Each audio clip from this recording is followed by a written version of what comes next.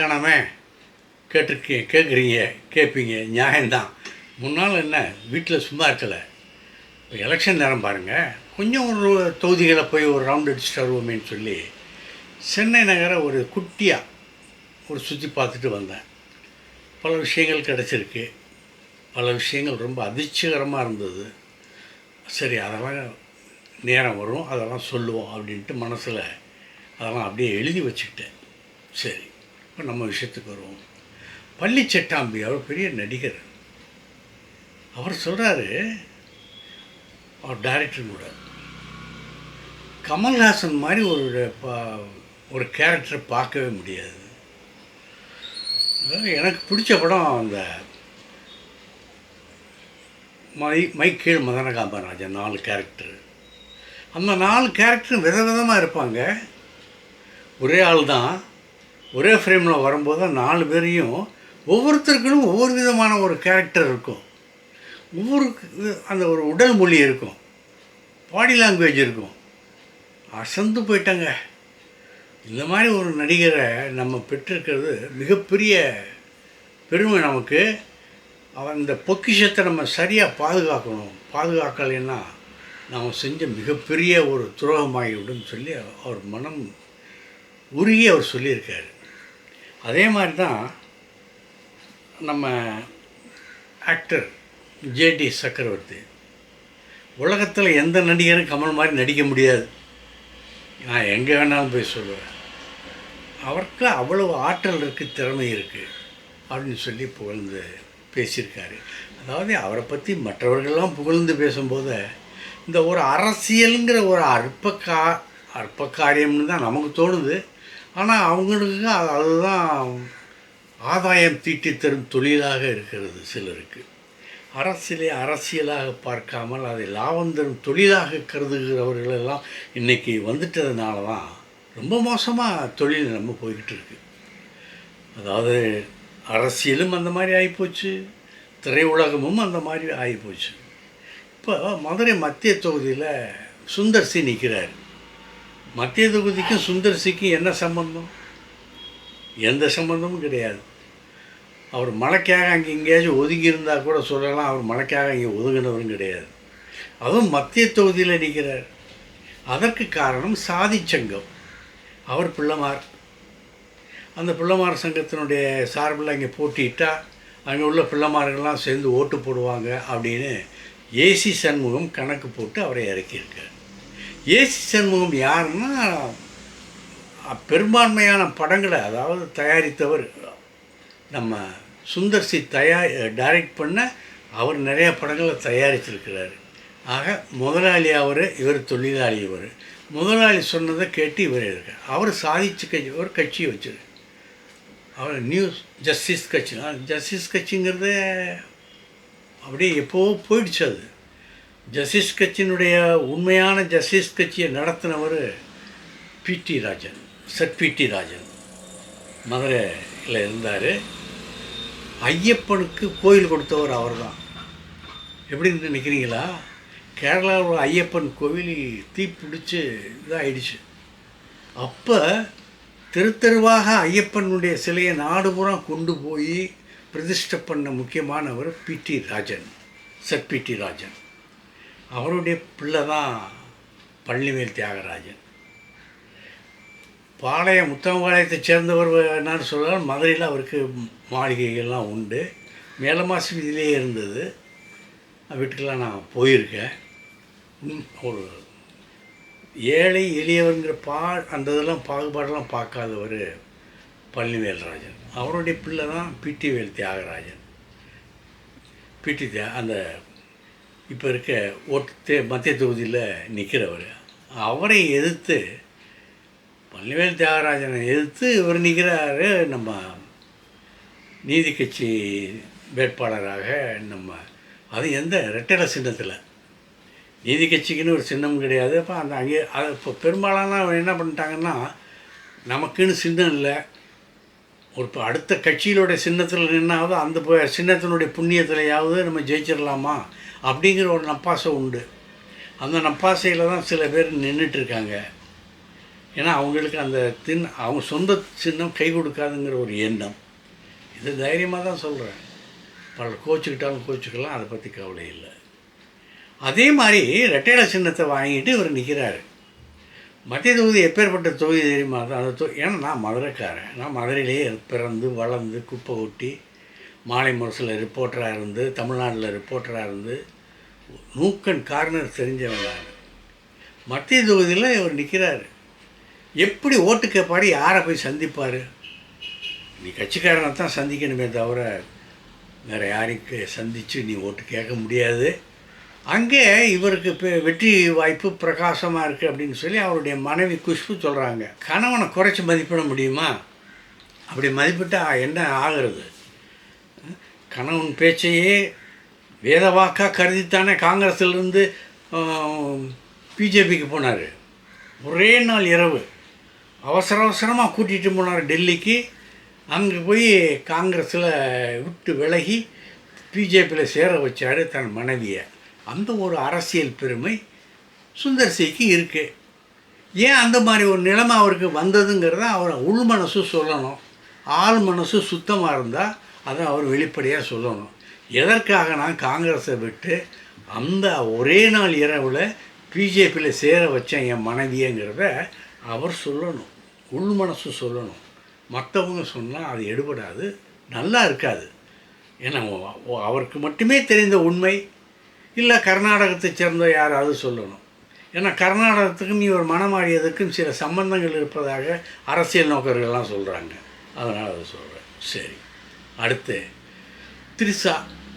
ஒன்றும் இல்லை, நண்பர் சித்ரா லட்சுமணன் அவர் ஒரு ப்ரொடியூசரை பார்த்து பேசிகிட்டு இருக்கப்போ அந்த ப்ரொடியூசர் சொல்லியிருக்காரு, இனிமேல் திரிசா நடிக்க மாட்டாங்க, ரிட்டையர் ஆக போகிறாங்க, அவங்களுக்கு இனிமேல் எதுவுமே ஒத்து வராது, ஏன்னா அவங்க நோக்கமெல்லாம் வேறு மாதிரி இருக்குது அப்படின்னு பல விஷயங்களை சித்ரா லட்சுமணன்ட்டு அந்த ப்ரொடியூசர் சொல்லியிருக்காரு. ப்ரொடியூசர்னால் எல்லா விஷயமே தெரிஞ்சிருப்பாங்க. சினிமா உலகத்தில் சித்ரா லட்சுமணன் சந்திக்கிற ஆட்களெல்லாம் சாதாரணமான ஆட்கள் கிடையாது. பழந்துட்டு கொட்டை போட்ட ஆட்கள் தான் சித்ரா லட்சுமணனுடைய நண்பர்கள். ஆனால் அந்த காலத்தில் இருந்து வர்றவர் பிஆர்ஓவாக இருந்தார், ப்ரொடியூசர் ஆனார், அசிஸ்டன்ட் டைரக்டர் ஆனார். இப்படி பல முகங்கள் சித்ரா லட்சுமணனுக்கு உண்டு. அந்த ப்ரொடியூசர் சொன்னதை கேட்டு இவர் சித்ரா இந்த மாதிரி திரிசா இனிமேல் நடிக்க மாட்டாங்க, ரிட்டையர் ஆக போகிறாங்கன்னு ஒரு வார்த்தையை சொல்லி வச்சார். யதார்த்தமாக சொல்லி வச்சார். நான் இன்னைக்கு கேட்டேன், என்ன சித்ரா இந்த மாதிரி அந்த அம்மா ரொம்ப வெகுண்டு எழுந்து உங்களுக்கு பதில் சொல்லியிருக்காங்களே அப்படின்னு.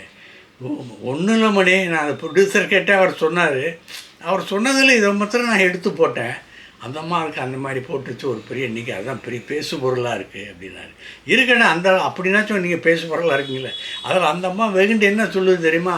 ஆமாம், நான் இப்போ ரிட்டையர் ஆகிட்டேன், பிள்ளையை பெற்றுக்கிட்டு பிள்ளைகளோட போகிறேன். இதெல்லாமா உங்களை சொல்ல சொன்னாங்க? இல்லை ஒரு காலம் அந்த அம்மாவனோட ஆசை ரெட்டை குழந்தையா 2 தடவை பெற்றுக்கணும்னு ஆசையா என்னன்னு தெரியல.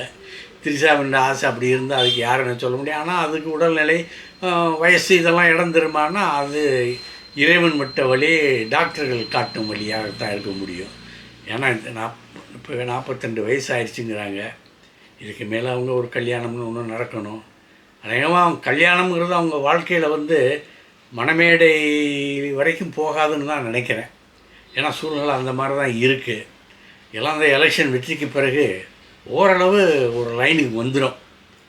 இப்போ அந்த நிலைமையில தான் இவர் விஜயும் இருக்கார். அவர் இப்போ இந்த விஜய்க்கு இந்த எலெக்ஷனுக்கு முன்னால் ஒரு 3 நாளைக்கு முன்னால் 20ஆம் தேதி அந்த வழக்கு விசாரணை வருது. அதாவது மனைவி சங்கீதா டைவர்ஸ் போட்டிருக்காங்கல்ல, அது விசாரணைக்கு எடுத்துக்கொள்ளப்படும். இவர் தரப்பில் என்ன சொல்லுவாங்கன்னு நம்ம எதிர்பார்க்குறோம்னா, இந்த மாதிரி எலெக்ஷனுக்கே நான் எலெக்ஷனில் கட்சிக்கார ஒரு தலைவராக இருக்கேன், என்னுடைய அந்த நிலைமைகளெல்லாம் நான் பார்க்கணும், அந்த சூழ்நிலையில் நான் வழக்கை இப்போ இருக்க முடியாது, கொஞ்சம் ஒத்தி வைங்கன்னு அவர் கேட்க முடியும். சரி, அதை ஒத்தி வச்சுருவாங்க. ஏன்னா முதல் தடவை தானே ஒத்தி வச்சுருவாங்க. அடுத்து என்ன? ஓட்டுப்பதிவுக்கு இவர் போவார், ஓட்டு போட்டுருவார். அந்தம்மா போவாங்க, ஓட்டு போட்டுருவாங்க. பத்திரிகையாளர்கள்லாம் ரொம்ப சந்தோஷமாக ஃபோட்டோ எடுத்து போட்டுருவாங்க. ஒரு கால் 4ஆம் தேதி ரிசல்ட்டு. அந்த 4ஆம் தேதி ரிசல்ட் என்னன்னா, நம்ம த்ரிஷாவுடைய பிறந்த நாளாக 4ஆம் தேதி அன்னைக்கு தான் ரிசல்ட்டு சொல்கிறாங்க. இது தாவேக்கா அநேகமாக வெற்றி பெற்று அபூர்வமாக வெற்றி பெற்று இவர் வந்து சீஃப் மினிஸ்டர் ஆகக்கூடிய நிலைமை வந்துருச்சுன்னு சொன்னால் அவங்க 2 பேரும் சேர்ந்து பத்திரிகையாளர்களை சந்திக்கக்கூடிய வாய்ப்பு கிடைச்சாலும் கிடைக்கலாம். தோத்தாலும் ஜெயித்தாலும் சரி இவர் ஜெயிச்சிருவார் அப்படின்னு அவர் நம்புகிறாரு. ஆனால் ஜனங்களுக்கு கொடுக்குற தீர்ப்பு தானே எப்படின்ட்டு ஒன்றும் இல்லை. இப்போ எடப்பாடி பழனிசாமி எடுத்துக்கங்க, 10 தோல்வி பழனிசாமின்னு சொல்கிறாங்க. அதுலேயும் 10 தோல்வி பழனிசாமின்னு அடிக்கடி சொல்கிறது யாருன்னா நம்ம முதல்வர் மு.க. ஸ்டாலின் தான் சொல்லுவார். 10 தோல்வி பழனிசாமி நீ மொத்த தோல்வி பழனிசாமி ஆக போகிறாரு அப்படின்னு சொன்னோன்னே பழனிசாமிக்கு அப்படியே உள்ளங்காலிலேருந்து உச்சி மயிறு வரைக்கும் எரியுது, அப்படியே தகன்னு முகத்தில் அப்படியே கடுமை காட்டுறாரு. விஜய் நம்ம உதயநிதியை பற்றி பேச போடவோ நீ எப்போவோ போய் சேர வேண்டியவன் எதுக்கு என்ன காரணத்துக்கு சொன்னார்னு தெரியல. அந்த மாதிரி அவசகனமான வார்த்தைகளெல்லாம் அவர் ஆத்திரத்தை வெளியிடுறாரு. ஆனால் அரசியலில் இவரை வரவே விடக்கூடாதுங்கிறதுல முழு மூச்சாக இருக்கிறவர் யாருன்னு சொன்னால் நம்ம சசிகலா தான், சசிகலா நடராஜன் தான். அவர் வந்து ராமதாஸை போய் பேட்டி வீட்டில் சந்தித்து கட்சியோட உடன்பாடு வச்சுக்கிறதுக்கு முக்கிய காரணமே வந்து எடப்பாடி பழனிசாமியை தோற்கடிக்கணுங்கிறது தான். எடப்பாடி பழனிசாமியினுடைய தொகுதியில் வன்னியர்கள் அதிகமாக இருக்காங்க. அதுக்கடுத்த பிறகு தான் வேளாள கவுண்டர்கள் இருக்காங்க, அதுக்கப்புறம் மற்ற ஜாதிகள்லாம் இருக்காங்க. அந்த தொகுதியில் அவரை எப்படியாவது தோற்கடிக்கும். இப்போ நம்ம ராமதாஸோட போய் சேர்ந்துட்டோம்னா ராமதாஸ்க்கு வழிகாட்டுற முறைப்படி அங்கே வேட்பாளர்களை நிறுத்தி அதை நம்ம அவரை இது பண்ணிடலாம் அப்படின்னு சொல்லி அவங்க சசிகலா ஒரு திட்டம் போட்டாங்க. ஏன்னா அங்கே வன்னியர்கள் அதிகமாக இருக்கிறதுனால டாக்டர் ராமதாஸ் சொன்னார்னா, ஐயா ராமதாஸ் சொன்னார்னா எதுவுமே நடக்கும் அப்படிங்கிற ஒரு நம்பிக்கை அந்த அம்மாவுக்கு இருந்துச்சு. ஆனால் அது என்ன காரணத்தினாலேயோ அந்த நம்பிக்கை பொய்த்து போச்சு. அவரோட உடன்பாட்டில் இருக்காங்க, ஆனால் எதிர்பார்த்தபடி அவர் வேட்பாளரை நிறுத்தலை. ஆகையினால என்ன செஞ்சாங்கன்னா இவங்க வந்து ஒரு வேட்பாளரை அங்கே நிறுத்துகிறாங்க. தமிழக வெற்றி கழகம் சார்பில் ஒரு வேட்பாளரை நிறுத்தியிருந்தாங்க. அந்த வேட்பாளர் கதி என்ன ஆச்சு? அது இப்போ எல்லாருமே என்ன சொன்னாங்கன்னா பழனிசாமியினுடைய ராஜதந்திரம் அங்கே ஜெயிச்சிருச்சு. அந்த தாவேக்கா வேட்பாளரை தன் கைக்குள் போட்டுக்கொண்டார். அவருடைய அந்த வேட்பு மனுவில், அதாவது அந்த தாவேக்கா வேட்பாளருடைய வேட்பு மனுவில் அந்த சிபாரிசு சேர்ந்த பரிந்துரை செய்பவர்களில் ஒரு 10 பேர் இருக்கணுமா, அது 7 பேர் 8 பேர் தான் இருந்ததான். அது மற்ற நேரங்களில் அதை சரி பண்ணிக்கலாமா அப்படியெல்லாம் இருந்திருக்கு. அப்படிப்பட்ட நேரத்தில் இதை சுட்டி காட்டியிருக்காங்க. உங்கள் வேட்பு மனுவில் 8 பேர் தான் இது பண்ணியிருக்காங்க, இன்னும் 2 பேர் கையெழுத்து போட்டால் சரியாயிடும். அதுக்கடுத்தப்பில் உங்கள் மனைவியினுடைய இதில் கூட 7 பேர் தான் இருக்காங்க, அதுலேயும் இதெல்லாம் பண்ணணும், ஆகவே இதெல்லாம் நீங்கள் சரி பண்ணுங்க அப்படின்னு அதிகாரிகள் சொன்னபோது தாவேக்கா வேட்பாளர் சேருங்க, அந்த கக்கூஸ் போயிட்டு வந்துடுறேன் அப்படின்னு போனவர் தான் திரும்பி வரவே இல்லை. வேட்புமனு நிராகரிக்கப்பட்டது. ஆக இதோட அர்த்தம் என்னன்னு சொல்கிறாங்க, அவரை விலைக்கு வாங்கிட்டார் எடப்பாடி பழனிசாமி. தாவேக்காவினுடைய வேட்பாளர் அங்கே விலைபோகி விட்டார்.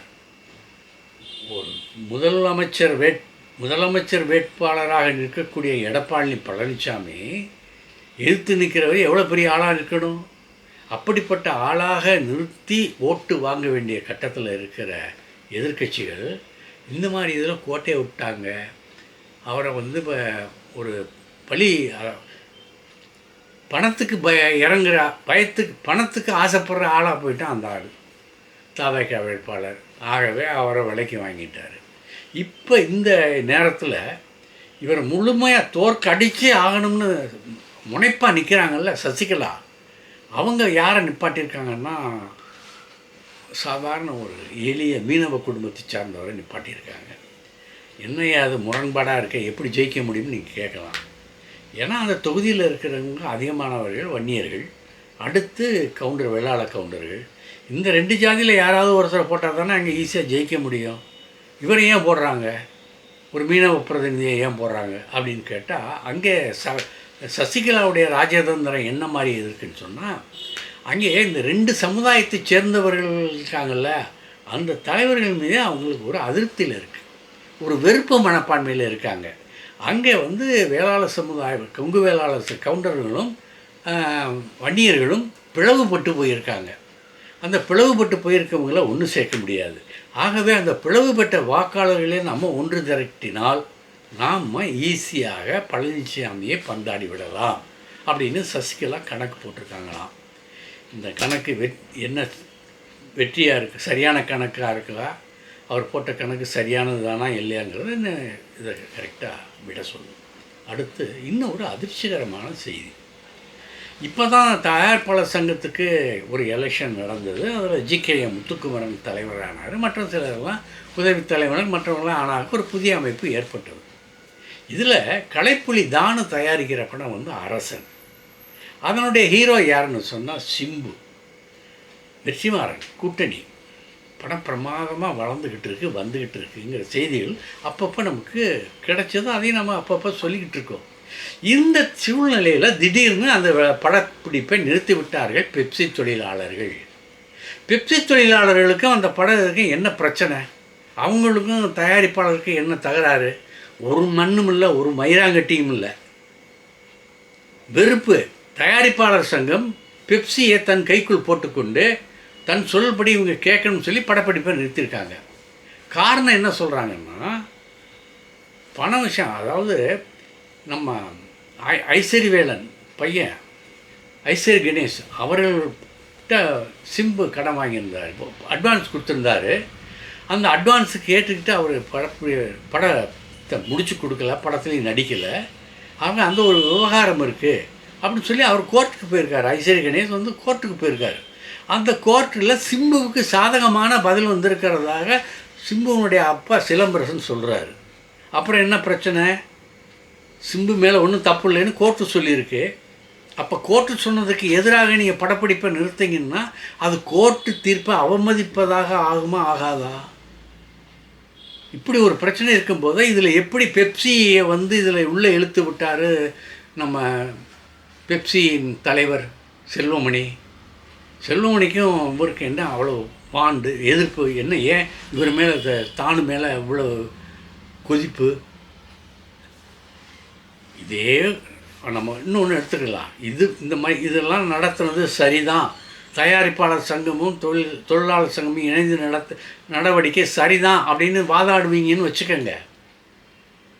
முரளி, அதாவது நம்ம ராமநாதனோட பையன் முரளிக்கும் தனுஷுக்கும் ஒரு சண்டை நடக்குது. கோடிக்கணக்கில் பணம் வாங்கிட்டு திருப்பி தரல அப்படின்னு சொல்லி நம்ம முரளி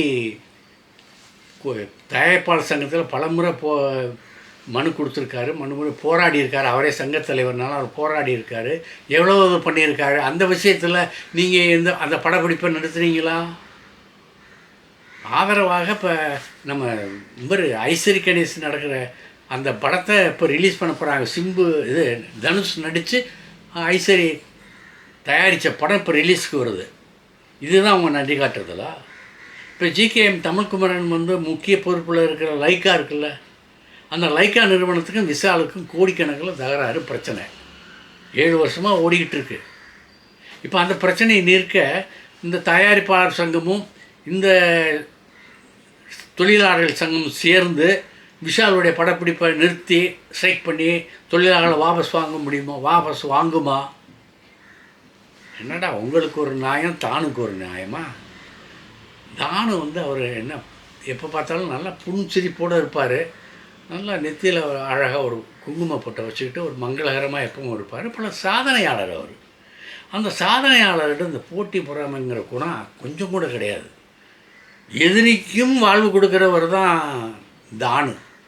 அந்த தானுவையே நீங்கள் எல்லாரும் சேர்ந்து அவருக்கு எதிர்ப்பாக குரல் கொடுக்குறீங்கன்னா அதுக்கு என்ன அர்த்தம்? உங்களை யார் தூண்டி விடுறா? தானுவுக்கு எதிராக அவ்வளவு பெரிய ஆள் யாது சொல்லுங்க ஐயா அப்படின்னு நான் கேட்கல. தயாரிப்பாளர் சங்கத்தில் உள்ள மற்ற தயாரிப்பாளரும் கேட்குறாங்க, சினிமா உலகத்துலேயும் சேர்ந்துருக்கவங்க கேட்குறாங்க. அவங்களோட குரலில் என்னுடைய குரலையும் நான் பதிவு பண்ணி இணைச்சிக்கிறேன். அவங்களுக்கு கூட அந்த குரலில் என்னுடைய குரலும் இணைந்திருக்கு. தானுக்கு ஆதரவான குரல் என்னுடைய குரல். என்ன தப்பு செஞ்சார் அதை சொல்லிட்டு செய்யுங்கடா. எந்த விதமான இதற்கிடையில் நேற்று ஒரு கூட்டத்தில் நடந்திருக்கு. என்ன கூட்டம்? பஞ்சாயத்து. இந்த படத்தை எப்படி முடிச்சு வைக்கிறதுன்ட்டு. இந்த பஞ்சாயத்துக்கு அவங்க சரிப்பட்டு வரலைன்னா என்ன ஆகும் தெரியுமா?